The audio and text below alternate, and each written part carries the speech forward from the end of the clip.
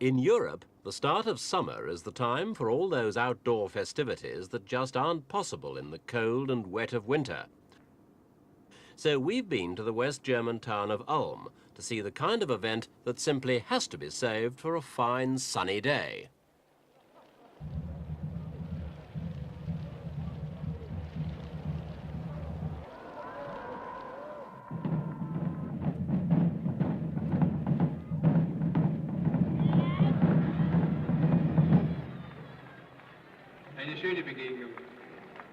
The Germans call it Fischerstechen, which in a rough translation means fisherman's jousting. It's a yearly event now, a tradition that's steeped in medieval history, like the town of Ulm itself. Ulm's a peaceful place now, but it wasn't always so. Back in the 14th and 15th centuries, it was commonplace for German towns to go to war against each other in a battle for land, commerce and political power. Ulm played a leading role in those wars and emerged as one of the most influential towns in the region. It became a Reichsstadt, a town whose civic rights and constitution were granted by the emperor himself. And on one important issue, it defied the so-called Holy Roman Empire. Resisting all pressures to come into the Catholic fold, Ulm remained staunchly Protestant, and the monument to that faith is still there today.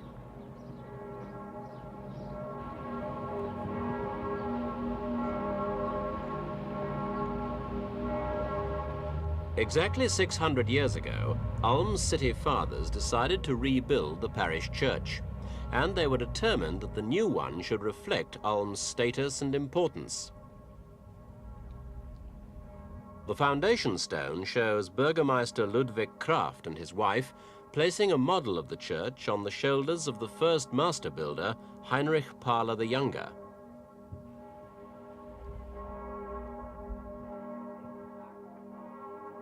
Today, the Minster, with its world record tower, is the pride of Ulm. And on this, its 600th birthday, the town's other festival is simply a part of the celebrations.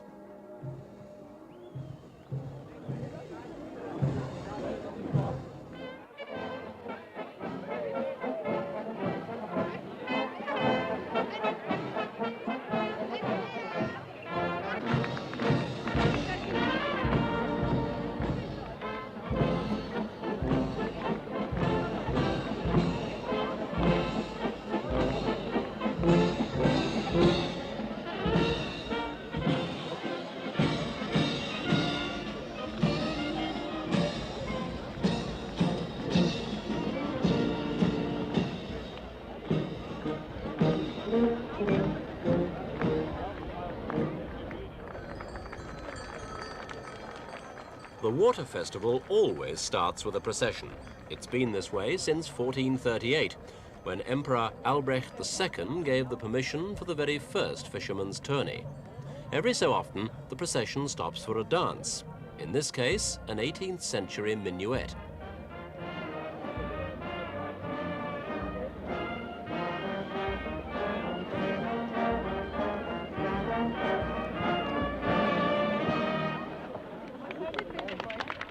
After the minuet, something much older.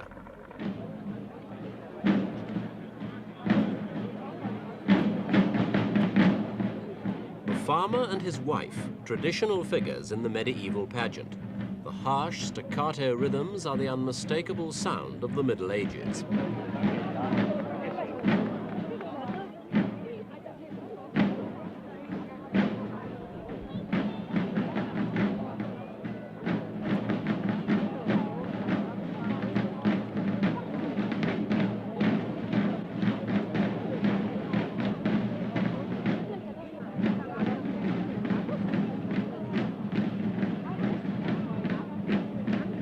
Now the Schalksnarren, the buffoons, in a dance that's both naive yet strangely compelling.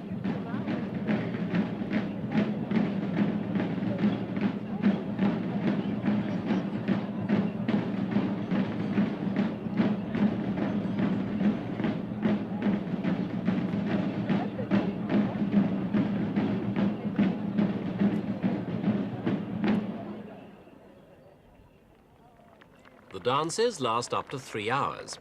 Then it's time to get the procession on the move again for the real business of the day. And that means a stately walk down to the Danube.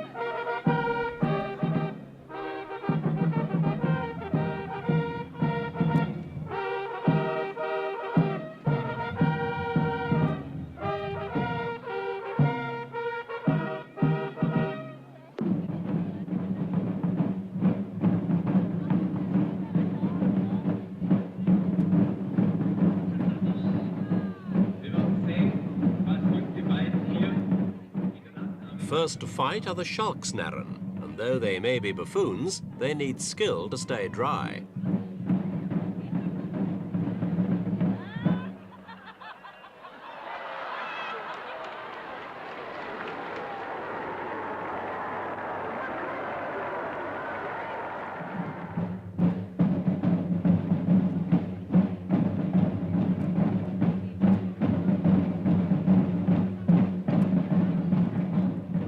Next in line, the farmer takes on his wife in a battle of the sexes.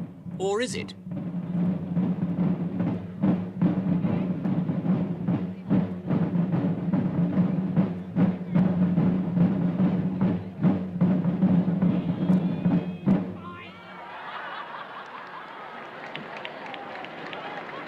Stoß gelungen.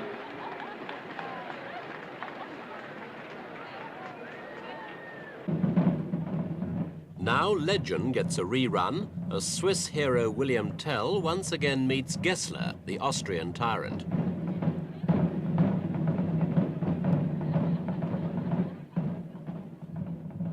According to legend, Tell killed Gessler. Here they both go under.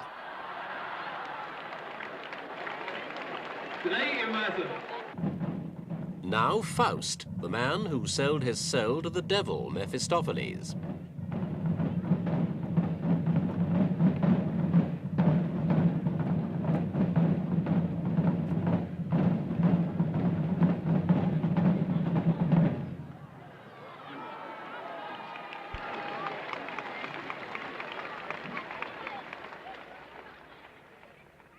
History too gets a rewrite. This is Gustav Adolphus, the 17th century Swedish king, having a second crack at Wallenstein, Duke of Friedland. In their real-life encounter in 1632, Wallenstein lost the battle, but the king lost his life.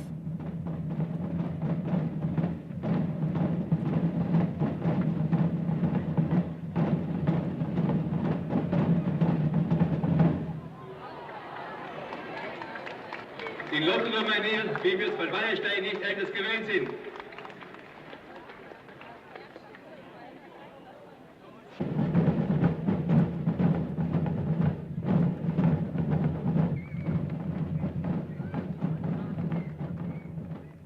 When it came to the finals, it was Faust versus that indomitable little lady, the farmer's wife.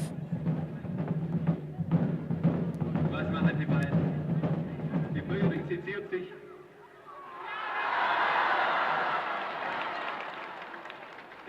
Faust wins, but there's just one problem. For whichever way you look at it, the moral does seem to be distinctly medieval. And that is that only a man who's sold his soul to the devil can hope to triumph over woman. In 4 Jahren sind wir wieder dabei.